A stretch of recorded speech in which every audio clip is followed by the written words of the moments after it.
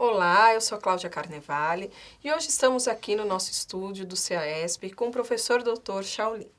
Nós vamos estar refletindo um pouquinho a respeito das inovações no que diz respeito ao ensino e educação nesse mundo virtual, nesse novo meio digital de ensino-aprendizagem. Então, professor, gostaria muito, seja bem-vindo. Obrigado. Da gente poder refletir, pensar a respeito sobre assunto tão importante, tão contemporâneo e tão potente. Bom, o primeiro ponto que eu vou dizer, o mundo nunca teve em seu passado um momento tão grande, tão importante que se representar pelo mundo digital. O mundo digital hoje, ele permite a globalização, ele permite uma acessibilidade, digamos que ele tem um grande potencial para todas as áreas, inclusive a educação. Tá? O problema hoje é que, em termos de formação dos cidadãos, nós ainda não estamos incluindo a chamada ética, etiqueta, educação e segurança digital dentro do currículo. Portanto, o próprio mundo digital é um mundo, digamos, hostil e bom, porque não existe uma lei, não existe uma regra. Essa falta de regra, essa falta de lei, ele pode gerar vários itens que podem causar, digamos, transtornos. Então, suponhamos, a rede social do Facebook. Ele é bom? É. Mas ele também pode provocar um bullying. Ele pode provocar sofrimento, pode provocar depressão. Por quê? Você não tem os mecanismos jurídicos e regras que dizem isso não é válido e vão já retirar. A ação de resolução ela é muito difícil porque você tem que fazer uma coisa chamada equivalência. Você vai na justiça comum, faz a equivalência e a equivalência é analisada e transportada para o mundo digital. Então eu diria, o nosso grande desafio hoje no cenário de uma sociedade é criar as leis que regulamentam o mundo digital, decidido no mundo digital e aplicado no mundo digital para que ela seja construtiva, porque senão nós corremos o risco de entrar num caos. Tá?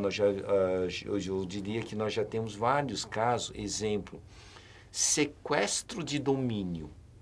É quando alguém pega um domínio que você registrou, faz uma cópia oculta dos seus dados, no dia em que você não usa o domínio, ele simplesmente registra o domínio teu e usa uma cópia antiga, e isso pode te difamar o teu nome. E ele se joga na lei de um outro país. Exemplo, Eslovênia. Então você não consegue resolver o problema porque o mundo digital não permite que você simplesmente prove que você está certo e execute a ordem de retire do ar. Então o mundo digital ele tem todo esse ponto de inconveniente. Mas por outro lado ele tem um ponto muito importante. Em menos de um segundo você interliga qualquer pessoa de qualquer ponto do mundo. Portanto, você tem uma capacidade de ampliar o conhecimento global de uma forma que nunca existiu. Tá? Então, eu diria que tem um lado potencial e tem um lado perigoso. Perfeito. E pensando na perspectiva de um processo de educação construtivista, o que se diferencia enquanto métodos e possibilidades quando uma pessoa, um participante, um aluno, está inserido no processo de ensino neste mundo virtual? Bom, a primeira coisa é que nós começaríamos a ultrapassar a fronteira de simplesmente termos uma literatura escrita, ou foto, ou apenas vídeo. Não, nós ultrapassamos para nos tornarmos como um plano de compartilhamento de informações para qualquer lugar.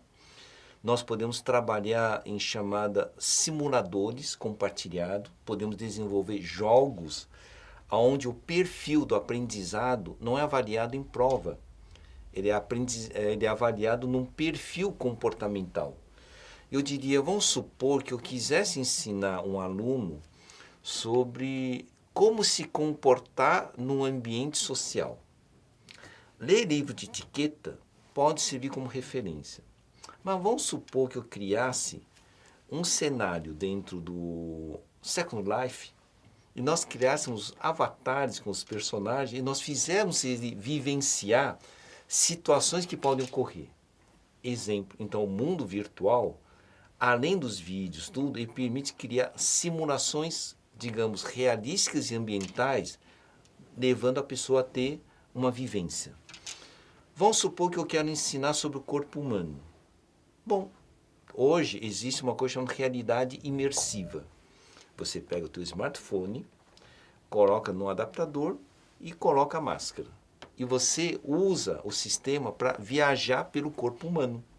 Exemplo do homem virtual. Então você usa o giroscópio que tem nos celulares como joystick e você pode viajar. Isto, por exemplo, é uma nova realidade. Então eu estou dizendo que o mundo digital está evoluindo a tal ponto que acima da tecnologia nós precisamos ter os bons educadores que refletem e dizem aonde vou aplicar tal tecnologia, em que ponto cognitivo que eu vou desenvolver as novas habilidades e qual cidadão que eu vou formar. Lembre-se que tem gente que acha que é formar no assunto. Não, estamos formando um cidadão. Então, o bom educador, ele vai orquestrar todo esse processo dos recursos para fazer a formação de um bom cidadão e que acompanhe toda a sociedade na sua evolução. Sim, perfeito. Creio que as possibilidades, né, desse mundo digital, desse mundo virtual, nos proporciona, né, para poder potencializar o aprendizado, para essa formação de cidadãos, é grandiosa, é gigantesca. E aí fica uma questão assim, bom, há de ser necessário nós prepararmos também os nossos professores, porque para os alunos, principalmente para os jovens, eles já nasceram numa geração, eles já estão incluídos dentro de todo esse processo digital.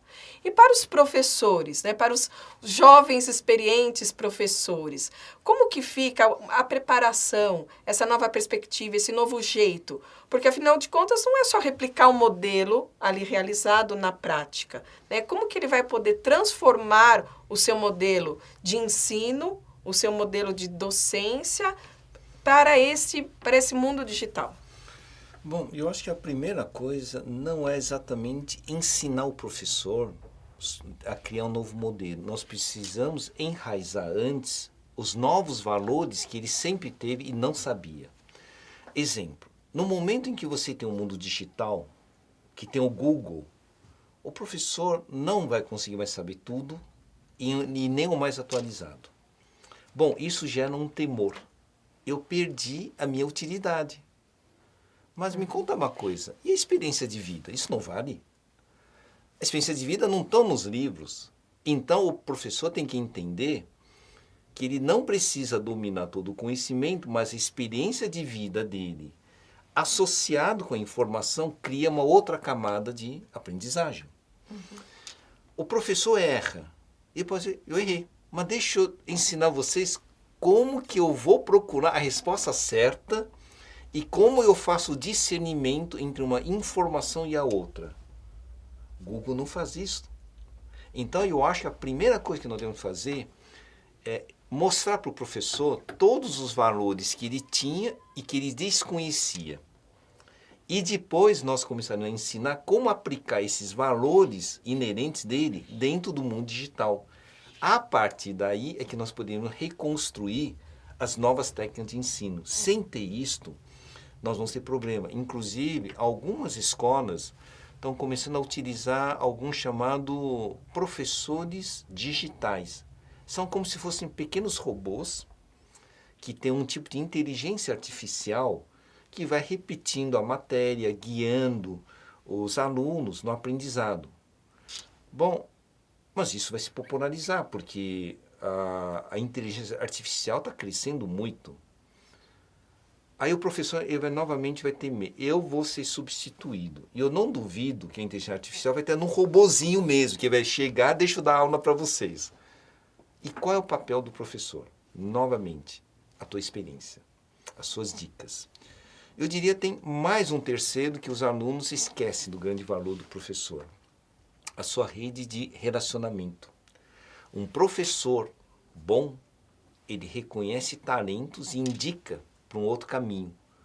Então, eu diria que essas 3 qualidades do professor é o moderno professor. E que ele sempre teve. Ele só não lembrou porque simplesmente estão colocando eles para apenas ficar reproduzindo uma lista de assuntos que ele tem que fazer. Então ele virou como se fosse um DVD que fica rodando.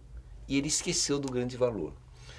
Agora, vamos supor os professores refratários, que poderiam ser substituídos por esses robôs, então que seja, porque eles já não são mais professores, eles apenas são repetidores de assunto. Então eu acho que essa conversa é importante, primeiro, criar uma rede dos professores, onde eles colaboram entre eles e eles criam um consenso. Se nós fizéssemos durante 6 meses a chamada rede de consenso dos modernos professores, e eles analisassem esses 3 valores, nós estaríamos numa próxima etapa adequado para orientá-los sobre como aplicar a tecnologia. Então fica uma provocação e um convite para a gente poder criar juntos essa rede de professores. Da valorização dos professores. Da valorização dos professores. Eu até diria que se não tiverem os professores, vocês não têm a âncora social. O país como um todo perde a competitividade. Então hoje eu diria que a educação e professor deveria ser visto como algo prioritário e de grande estratégia para um país. País que não fizer isto perde a competitividade e fica dependente, né? E isso que eu acho que o governo precisa pensar um pouco, né, nessa valorização. Sim, sim, perfeito. Professor Chau, pensando a respeito, né, dos modelos educacionais, quais que seriam aqueles que nós deveríamos privilegiar, que nós deveríamos incentivar, motivar, para que de fato a gente possa contribuir com essa transformação de um mundo melhor por meio de pessoas cidadãs? Bom, eu acho que um dos problemas hoje nos nossos cursos, sejam à distância ou sejam presenciais, é que a grande carga ele é voltado para informar. Eu informo, exercito na informação. Eu não desenvolvo outras capacidades. Exemplo, a da síntese.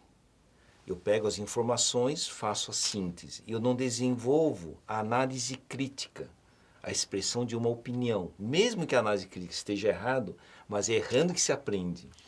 Eu não desenvolvo a área da observação, nem da associação de ideias. Então eu diria que os métodos educacionais, elas precisam incorporar os conceitos que estão inerentes a um ser humano.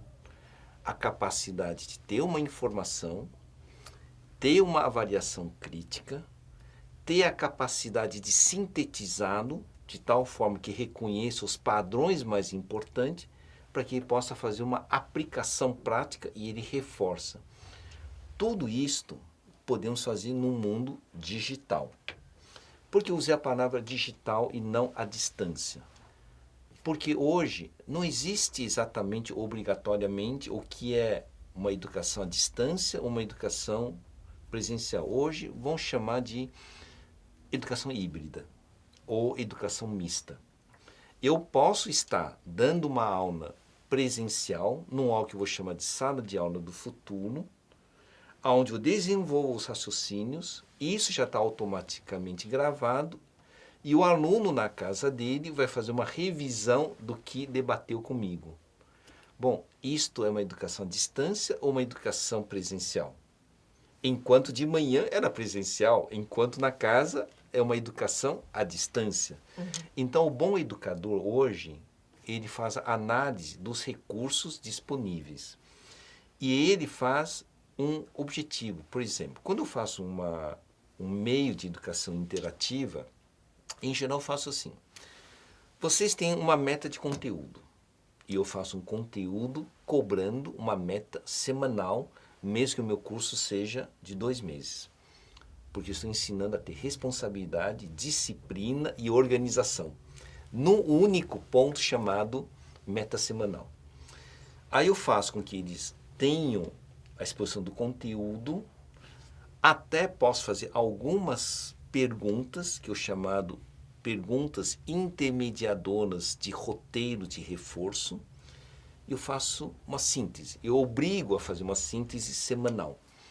Bom, o que é essa síntese? Nunca me ultrapasse a 250 palavras. Ou você consegue explicar em 250 palavras coisas mais importantes, ou você está me enrolando. Bom, só por esse treino, ele começa a identificar. E aí eu chego, por que você não faz o seguinte? Para fazer essa síntese, por que você não vê as 3 coisas que você considerou mais importantes e as 3 coisas que você acha que não podia esquecer? Já seria uma boa síntese. E ele vai compactando em metas semanais. E, em geral, faço mais uma estratégia. Na 3ª semana do curso, ele tem que fazer uma síntese das 2 semanas anteriores. Isso que nós chamamos de o encadeamento de aprendizado. Porque as pessoas que aprendem por semana, qual é o grande hábito? Terminou, passa para a próxima. Terminou, passa para a próxima. Como se fosse uma linha de montagem. Não. No meio da 3ª semana, você vai me resumir as 2. E eu vou encadeando para dizer que existe um relacionamento. Isso tudo em forma, por exemplo, de depósito de síntese. E eu poderia fazer mais uma coisa para fazer uma correção. Quando eu projetei o meu curso, eu devia ter um objetivo. Será que o que ele considerou importante coincidiu com os meus objetivos? Se a maioria dos alunos não conseguiram, então eu não estou conseguindo me expressar bem, eu tenho que reorganizar o meu curso. Perfeito. Se alguns não conseguiram, eu tenho que chamá-los e reorientá-los a observarem melhor e gerenciar o próximo módulo. A outra coisa, um bom professor, quando usa a tecnologia interativa, ele faz um acompanhamento contínuo dos seus alunos e faz aquele toque humano. Vem cá. Eu percebi que o teu comportamento é que você não está conseguindo identificar isso. O que está acontecendo? Então, eu diria, alguns dizem que o uso de meios interativos desumaniza. Eu acho que não. Acho que nas mãos de um professor humano, aumenta muito mais a sua ação humana. Tá? Então, eu só dei um exemplo de um método que não rebusquei nesse exato momento em novos recursos, mas nós trabalhamos na cognição, expressão e encadeamento de ideias de tal forma que ele entenda. O curso inteiro é encadeado, portanto, estamos formando você na cadeia inteira da informação. Perfeito. Muito obrigado, professor. Eu creio que essa discussão é importantíssima, até porque a ideia é a gente poder maximizar o processo de aprendizado, a gente maximizar as relações humanas. E de forma alguma a gente pode pensar, por estarmos longe, né, que isso irá comprometer todo um processo de relacionamento, que eu creio que é isso que é o grande diferencial, né, para a gente poder, de fato, contribuir com pessoas cidadãs, com pessoas em que, de fato, elas consigam trocar as suas experiências, trocarem o seu conhecimento e, acima de tudo, né, os nossos ideais, do que cada um tem para se colocar num espaço tão rico, tão simples, né, porque hoje em dia a tecnologia ela é muito simples e, ao mesmo tempo, muito potente. Eu até diria, só para te complementar, Cláudia, a tecnologia não distancia o relacionamento das pessoas, porque isso é provado pelas redes sociais. Se distanciasse, as redes sociais não conseguiriam organizar as mobilizações de 100 mil, 1 milhão de pessoas. Isso quer dizer que o ser humano já tem uma natureza, ela se une. E as redes sociais, sistemas digitais facilitam isso. Se é para o bem ou para o mal, isso é outra coisa.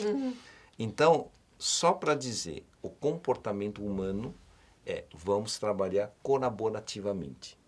Para que colaborativamente funcione, você precisa de ter um gestor, uma gestora que aglutine essas pessoas. Perfeito. Então, a educação, eu diria, nós temos que nos preocuparmos com os alunos, os estudantes, mas nunca devemos esquecer que os professores são um motor que nós temos que garantir toda a atualização, todo o suporte para eles, para utilizar desse recurso de junção social a favor da formação. Perfeito. Bom, agradeço novamente, né, desse compartilhamento e dessa rica reflexão, e voltaremos a falar a respeito do assunto de educação, de mundo digital, desse mundo virtual, que tanto contribui, né, para a formação de todo mundo. Obrigada.